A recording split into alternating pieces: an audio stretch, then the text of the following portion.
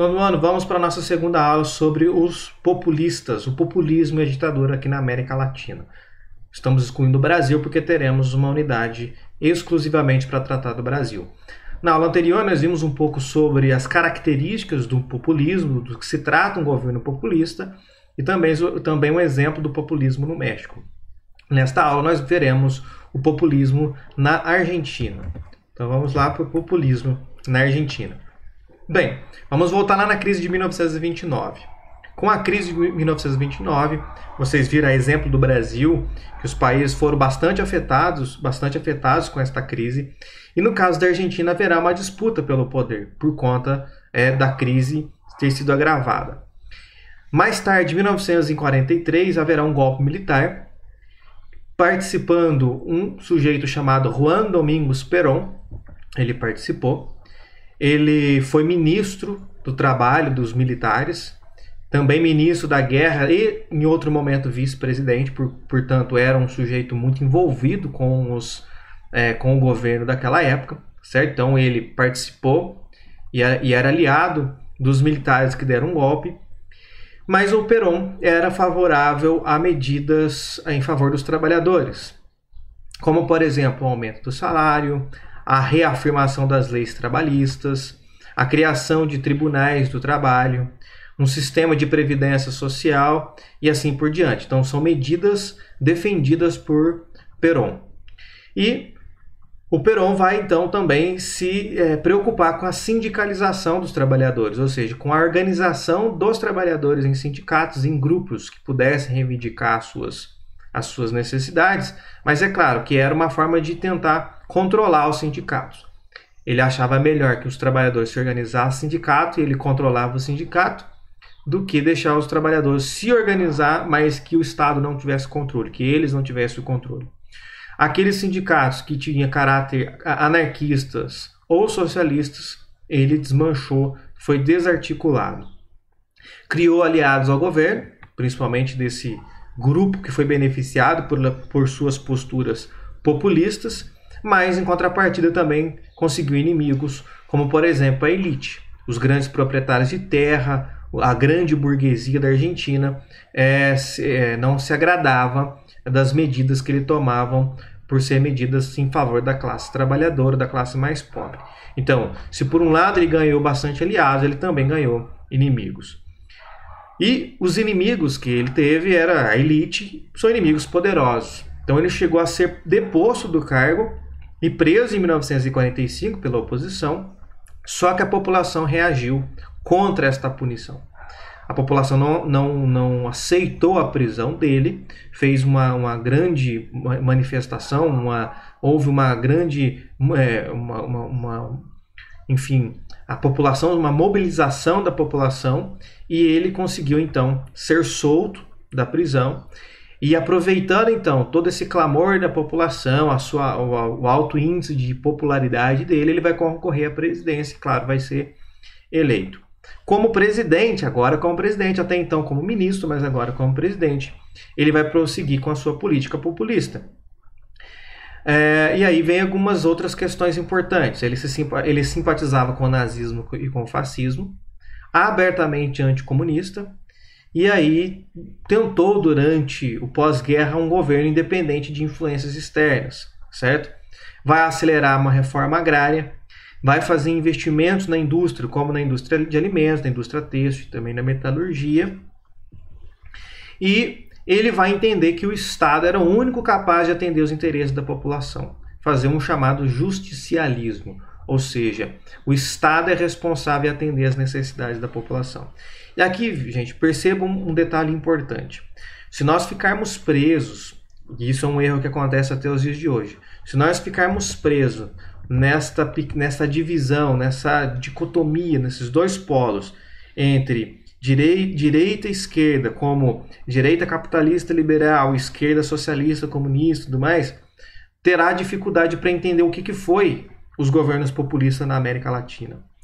Porque vocês percebem, um governo voltado para as classes mais populares e que defende os trabalhadores e que pretende criar mecanismos para proteger o trabalhador, criar leis em benefício do trabalhador, Se nós pensarmos nas características de hoje, são mais inclinados a governos de esquerda, porque, principalmente na Guerra Fria, a esquerda era formada pela classe do proletariado, pela classe trabalhadora. Portanto, dá a entender, então, que são governos inclinados à esquerda.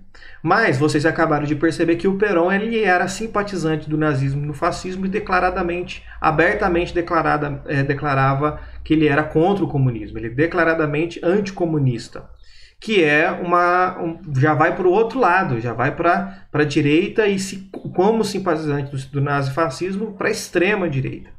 Então perceba que aqui você tem elementos que poderia ser caracterizado em ambos os lados, tá certo? Então o que é isso? Por que isso tudo? Porque na América Latina criou este modelo que não ficava nem tanto à esquerda comunista, nem tanto ao capitalismo liberal. Era populismo. Portanto, populismo tem características próprias, tá certo? Por isso que quando nós vamos para os dias de hoje, essa divisão entre esquerda e direita, desta forma que eu acabei de explicar, ela é muito simplista, tá certo? E nem sempre representa os fatos. Principalmente quando nós queremos comparar os nossos posicionamentos com países como, por exemplo, os Estados Unidos, que sempre foi um grande defensor do capitalismo liberal. Certo? Então gera confusão na cabeça das pessoas. Então, ficar muito preso nesses desenhinhos que é muito bem traçado do que é uma coisa e o que é uma outra, pode gerar confusão, principalmente nesta matéria.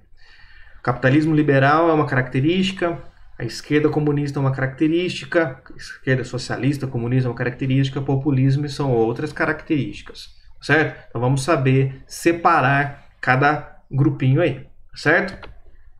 Bem, em 1947 ele vai iniciar a nacionalização do setor de transporte, de energia elétrica, de comunicação, instituições, porque ele entendia que isso são pontos estratégicos do Estado, então tem que estar sob o controle do Estado. Por outro lado, também ele tomou uma série de medidas sem planejamento, sem pensar nas consequências. E isso acabou gerando mais crise e acirrou então a oposição ao seu governo. Para reagir, ele vai então iniciar uma repressão aos seus inimigos. Então percebam que perseguição aos inimigos ela passa por praticamente todos os vieses políticos, então não é exclusividade de alguns, tá certo? Sempre teve perseguição aos inimigos e aqui os populistas faziam isso. Vai comprar estações de rádio e fechar jornais para aplicar uma censura. Então, por que comprava estações de rádio? Rádios que falavam contra o seu governo. Ele comprava e invertia, então, os discursos. E ele reelegeu em 1951. No seu segundo mandato, as coisas vão começar a entrar ainda mais em declínio com o agravamento da crise. E ele vai entrar em conflito com algumas instituições, como, por exemplo, o Exército e a Igreja, que até então eram seus aliados.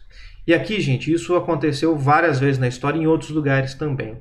Exército e Igreja são instituições extremamente importantes e fortes. No Brasil também vai ser a mesma coisa. A Igreja porque controla o comportamento, a mentalidade, certo? Quando você tem uma igreja que a maior parte da população está vinculada a ela, como era a Igreja Católica na América Latina como um todo, a igreja ela tem capacidade de controlar os comportamentos, de determinar o que é certo, o que é errado, tá certo? A moral está vinculada à questão religiosa, então a igreja tem esse imenso poder de controlar o comportamento e estabelecer o certo e errado, moralmente certo e errado. E o exército é uma instituição que tem a força, ela tem a posse da arma. Então você ter essas duas instituições do seu lado é muito importante. Se perder o apoio dessas instituições, você corre um grande risco de perder o poder também. Se perde o poder da igreja, toda cidade tem uma igreja. Então os sacerdotes podem começar a falar contra o governante, mudar a mentalidade das pessoas com relação, a visão das pessoas com relação ao governo. E o exército tem o poder da arma. Se ficar insatisfeito, e é tradição na América Latina de golpes militares. A própria Argentina teve um golpe militar que colocou o Perón, inclusive, em destaque nacional. Então, o mesmo exército em que Perón apoiou lá atrás, agora é o exército que ele está criando conflito. Ele vai ser destituído do cargo sem terminar o mandato em 1955. Então, criar conflito com algumas instituições é bastante problemática. Então aqui nós vimos o exemplo então do populismo na Argentina. A partir das próximas aulas nós veremos as ditaduras, as características das ditaduras e exemplo de algumas ditaduras aqui na América Latina.